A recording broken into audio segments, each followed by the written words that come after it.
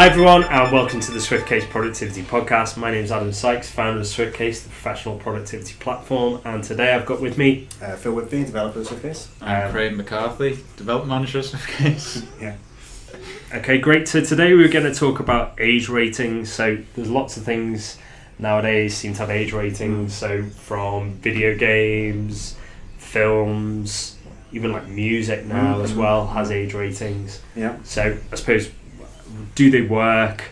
Do you actually need age ratings on some things as well? And actually, are they counterproductive? I suppose those are sort of three questions we want to explore. There's a lot to unpack in there, I think. So I'm trying to think now. When I was a kid, I used to get my older brother to go to the video shop and get us 15s or 18s. Yeah. Now, 20 ciggies. In 20, no way. That was only 10. Yeah. My pocket money wasn't that much. And actually, cigarettes have got age ratings as well. Yeah. And he would bring home like lots of horror movies and lots of inappropriate movies. And I do think that some of them kind of affected me quite negatively, like Nightmare on Elm Street. Things like that. I was quite traumatised. I must have seen it when I was like 11, right? So quite young to see something that terrifying. And even though I love horror movies now, I still think there was a part of my development when I was like, God, I should definitely not have seen that. You know what I mean? So, would I be the person I am today if I hadn't had it? That's quite interesting because there's a very vivid memory I've got of is it Bram Stoker's Dracula? Yeah. That's not scary. Oh, it had a very scary cover. There was like, it's such a vivid memory. It's like it's really weird. Yeah. Me mum and dad had this like big unit, and they had all the VHS videos in the blast from the past. There. Yeah. So I don't know what they are. I'm too young. And they had like Dracula. Yeah. And I remember looking at it and it had this like scary little gargoyle face on the front. He was a vampire, wasn't he? Yeah. But it was very scary. And I remember watching like the opening 5 minutes of it, and it just thought it was the scariest thing ever. I've seen that film later, and it's the scariest thing is Keanu Reeves' wooden acting, isn't it? Is that right? It's so on bad. Keanu. Oh yeah, no, Keanu's untouchable now. Yeah. But having said that, funnily enough, like kids can be scared of anything. Yeah, you can be nightmare fuel. I remember you just brought a really like deep memory there, where there was a book that my dad had, which was probably the most. It was like trees and like leaves, but because the front cover wasn't of it, was just of like a house with some trees. It looked a little bit mysterious, and I remember thinking there could be a witch behind that tree. Yeah. I'm just being terrified of this really innocuous, like irrationally terrified.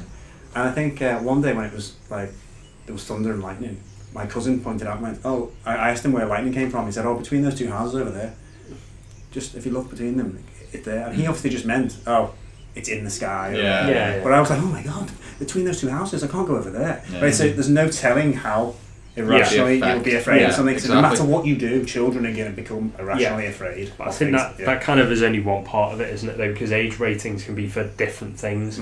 So I remember we never really watched any horrors, and I don't recall any horror films.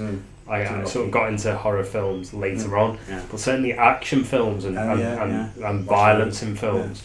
Definitely, Terminator, Terminator 2, RoboCop, Commando, Commando, basically any Arnie Schwarzenegger, Stallone, Van Damme.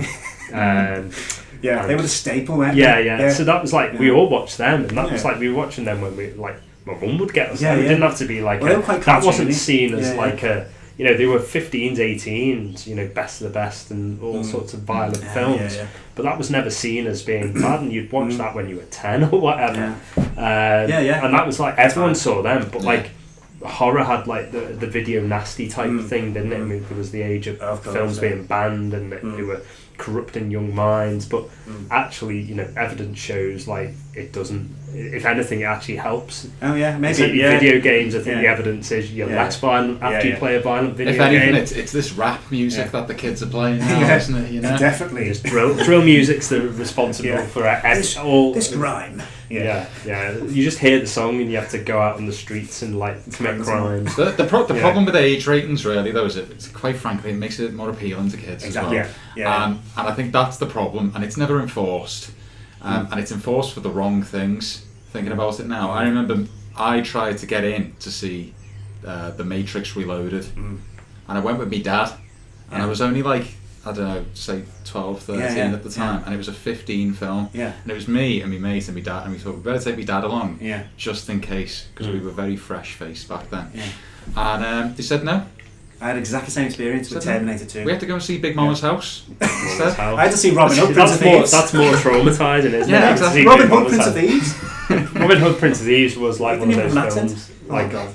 Of the time, people did enjoy. They did, listening to that song for about 16 weeks at number one. It was. Yeah, was that? So it felt like more like decades. But I just I think for something like that, it really doesn't work. I understand, again, age ratings on things like alcohol, but at the same time, again, is that I always like the alcohol one. I always remember. Like, we were always allowed, not like we didn't drink at home before we were 18, but like you'd be given well, maybe it would be like 16 or something, you'd have like the odd beer or something at home, you know, which is legally it's legal. You can have it with a meal, can't you? Yeah, no, but your parents can give you, as long as you're not giving it to like a 7-year-old. It's only buying it. If your parents make a decision that at 16 you can at home have a beer, I think that's under the law, that's okay. It's the same as you can have a beer at 16 in a restaurant, if that's still the rules. As long as you have a meal, there's some rules if you're over 16. Just reminds me of that. But it's just an arbitrary number anyway, isn't it? Because you go to France, like, they'll all have wine, a small amount of wine from whatever age. Germany, it's like 16 for beer or something. Beer and vending machines. You know, it's why is it higher in America? Yeah, 21 in America, isn't it? Because they're so pure. And then Germany has different ages on whether it's spirits or beer. But even though you'd probably have the spirits with a mixer, so it's all, or you can get a 12% beer. Yeah, exactly. You know, so it's like you know, it starts. You know, it's just an arbitrary number. But my wife and I both were always like allowed to have like the odd beer, or even we always had a shandy, even like younger again. Whereas we had friends whose parents were like, no drinking until you're 18. Big drinkers when and then it hit 18, and they were the ones passed out on the floor, like all the time, like they'd been unleashed. Whereas we were already like, it's just a drink, it's nothing special. That's exactly. You know, we'll have a couple of beers, but you know, and I mean nowadays I think the evidence shows like younger people don't even drink as much as our generation. Like or smoke, like you're positive alcoholics, but like their generation doesn't even drink. So the age warnings, be better on putting it on like people over 40 shouldn't drink. You know, they for health reasons, please stop drinking so much. You know, the sort of the one a day, rather than the young people who are probably going out and having a pumping spice latte or that's even worse. Yeah, no, I completely agree. I think, like I said, I think if you ban something from someone, it just makes it way more appealing. Yeah, and I especially remember youth. I think, exactly. Yeah, I mean, growing up, I remember. Isn't like GTA?